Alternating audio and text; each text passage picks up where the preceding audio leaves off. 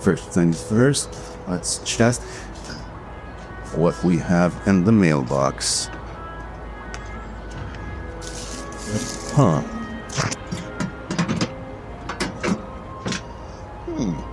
Oh my god, look at this! So many letters from Aikidiot fans all over the world. Wow. Huh. Well, that happens every day. Almost. So, what do we have here? Oh, this one's from Malaysia. Let's open this. Huh.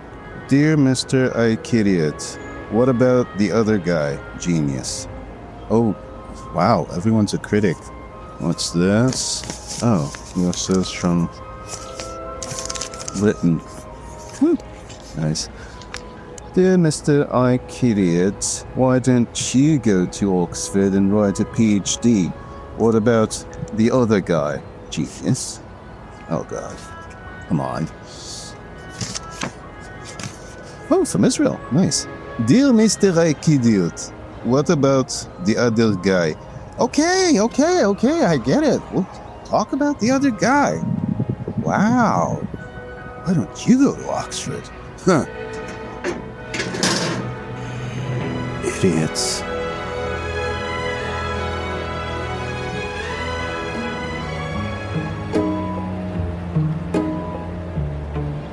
The Aikidiot, Aikido, conflict resolution, and the general practice of not being a jerk.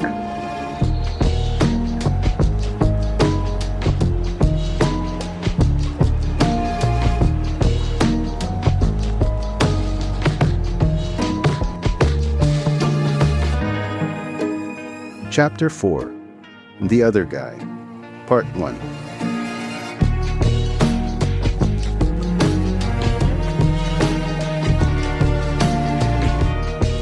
So, seriously, what about the other guy?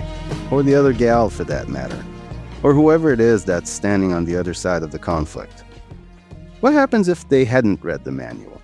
If they don't feel like playing nice? What if you Aikido them and they pull out a shotgun and blow your goddamn head clean off your shoulders? What then, genius? Well, Sensei always says that when in doubt, do Aikido. So let's look at what happens in Aikido when the opponent doesn't feel like respecting the rules. There are two sides in Aikido, Tori and Uke. Tori is the person performing the technique, and Uke is the one receiving it. So, if I attack someone with a punch to the head and they defend using some Aikido technique, then I am Uke, the attacker, and they are Tori, the defender and essentially the person practicing Aikido. And the funny part is that Tori is very much dependent on Uke's goodwill. If Uke doesn't feel like receiving the Aikido technique, he can make it very difficult, even impossible, for Tori by changing direction, momentum, or stance. Now here's a great concept for self-defense martial art. It works only when your attacker is nice enough to let you use it. Oh, so that's actually a very bad example, isn't it? If Uke doesn't respect the rules, we're toast. Well, not really.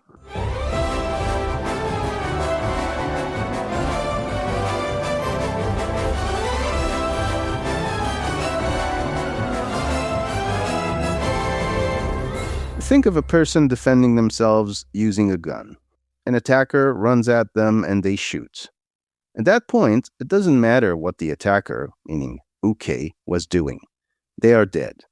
Dead if they ran slow, dead if they ran fast, dead if they were holding a knife, and dead if they were holding a banana. As far as self-defense goes, this is not a bad result. But the price, in Aikidoing terms, and also in real-world terms, is pretty high. Using the gun, we have just released into the common space a tremendous amount of energy in order to negate our attacker. Enough energy to stop a 200-pound attacker dead in their tracks and open a hole in their body. Yes, of course, that is what a gun is supposed to do. But this huge disruption of the common space has its prices, and these prices stem directly from the amount of force used. Lethal force is, well, lethal, but first and foremost, it's unisized. It uses the same amount of force for every kind of problem. Big threat, small threat, false threat, the other person is dead. And please, let's treat that as default. You will have to be extremely proficient and cold-nerved to shoot a person charging at you and be certain that you will not kill them. No, I'll just shoot them in the knee like in the movies and, oops, was that the femoral artery less than 10 inches from that knee? Oh, geez. The other thing is the law. And the law considers only one thing. How much did you invade or disrupt the common space? Small disruption, spitting your wad of chewing tobacco in the bus, small punishment. Big disruption, like discharging about 500 joules of energy into another person's body, big punishment, unless you are 100% justified. So, to a certain extent, we're not alone. Most human societies do not appreciate big disruptions of the common space.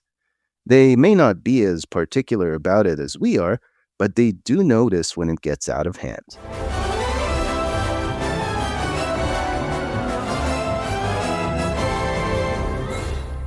So, when we think about a tool of self-defense, we now see it would be nice to have some measure of control and adaptability. We might want to reduce our disruption of the common space in accordance with the attack, and ideally, we would like to use the smallest effective amount of energy, which is what we said at the end of Chapter 2. One solution to that is an artificial intelligence gun. You aim it at the attacker and give it a prompt like, "Okay, it's a marsupial, about 180 pounds, bounding in my direction, carrying a baseball bat, shouting something about me owing it money. It seems to have another attacker in its front pocket.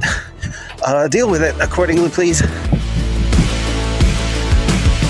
The AI gun fires the exact projectile needed to stop a charging kangaroo carrying a blunt instrument. The advanced models can also check for prior convictions. The other option is to be in control of our self-defense and know exactly how much energy is needed for each and every situation. And that is why, when training in Aikido, uke has to be nice.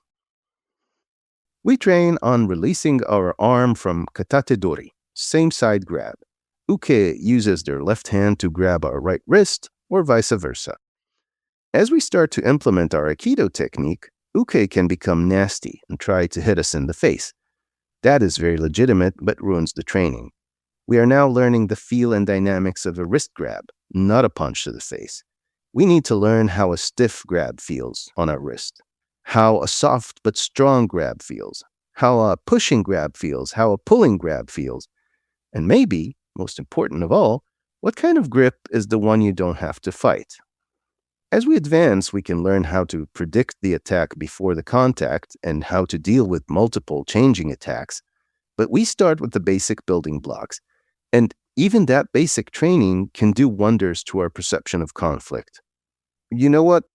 Forget about punching and grabbing. Let's talk about a grip on your arm that you don't need to fight. That's a little twisty, isn't it? So let's say your phone stops working one day. You call the carrier with the most reasonable request to have a working phone, and the call center representative tells you it's not their problem, and that you can send a fax to their complaint department, the one in Greenland. I don't know about you, but me, the great negotiator in Aikido.The, I usually spend a lot of energy, very kind, very calm energy, of course, before I realize that the call center representative is reading a script. They are simply not allowed to say anything else. They are grabbing my wrist, and I'm trying to kill them, not realizing that this specific grip is not even an attack. No amount of damage to the other will solve this. They simply cannot let go of my wrist in this case. They don't have the muscles that do that. But they mean no harm. Wouldn't it be great to notice that before I scream my head off? Which brings us to a more important part of uke's behavior. Uke has to be committed to a certain attack in order to train us well. They can change attacks mid-conflict, but that would simulate an extremely advanced and sophisticated attacker. Most attackers, not all, but most, are not sophisticated. Not because they're stupid to begin with, but because we meet them when they are stuck, which makes them dangerous, but not very flexible. Like that poor call center representative, they are causing me discomfort, maybe harm, but can do very little to change that. Think of Wiley E. Coyote chasing the Roadrunner. If you don't know what I'm talking about, go to YouTube and search for Roadrunner Looney Tunes. I'll wait.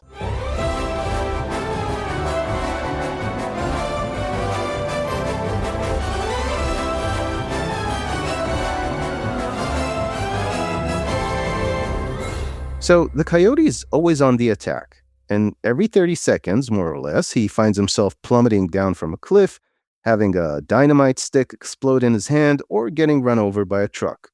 The unrelenting aggressor, the one who wants to eat the cute little birdie Roadrunner, is in fact the constant victim.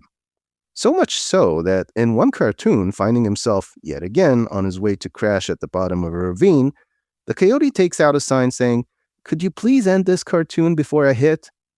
And as the screen fades out, he pulls another sign saying, "Thank you." Now that is a little strange. The coyote wants to eat a bird that did it no harm. He is armed with dynamite, anvils, super glue, giant rubber bands, and every other crazy contraption the guys at Warner Brothers thought of. And still, after we get the gist of him failing to catch the Roadrunner, we start pitying him, at least a little. Why is that? I say it's because he has no choice. Wile E. Coyote has to keep attacking. It's not in his nature to invite the Roadrunner to a cup of coffee and then poison it.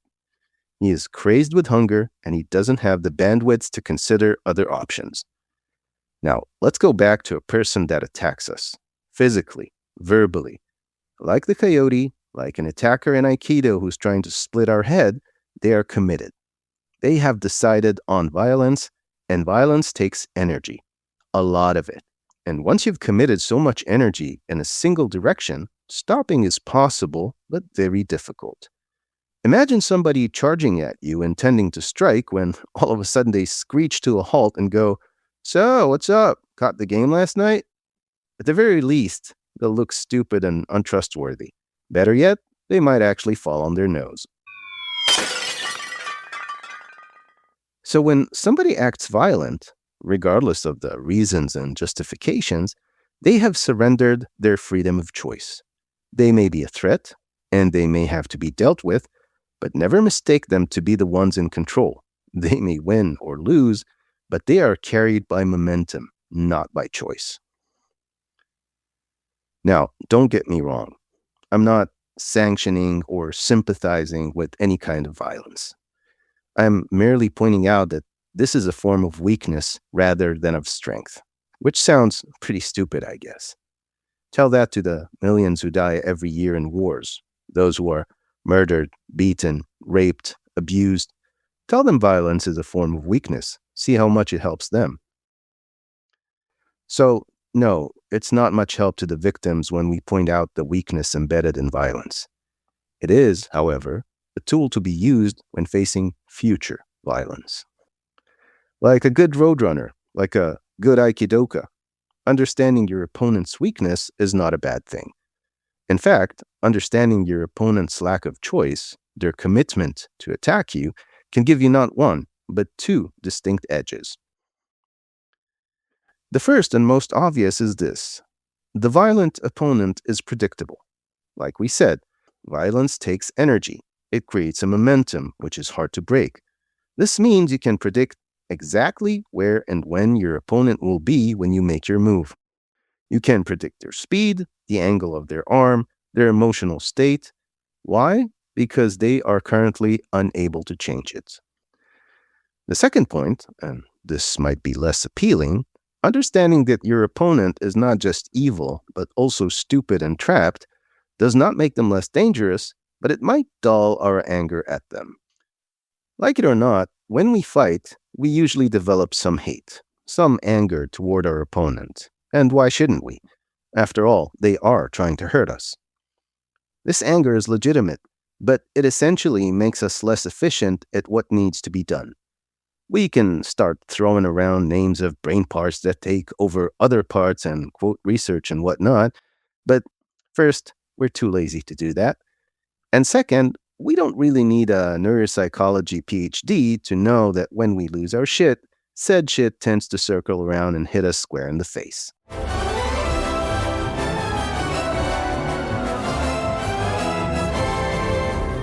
At this point, a lot of the listeners may be staring disbelievingly at their audio devices thinking, no, this Aikidiot can't be this naive or self-righteous. We are not talking about a training session in an air-conditioned dojo.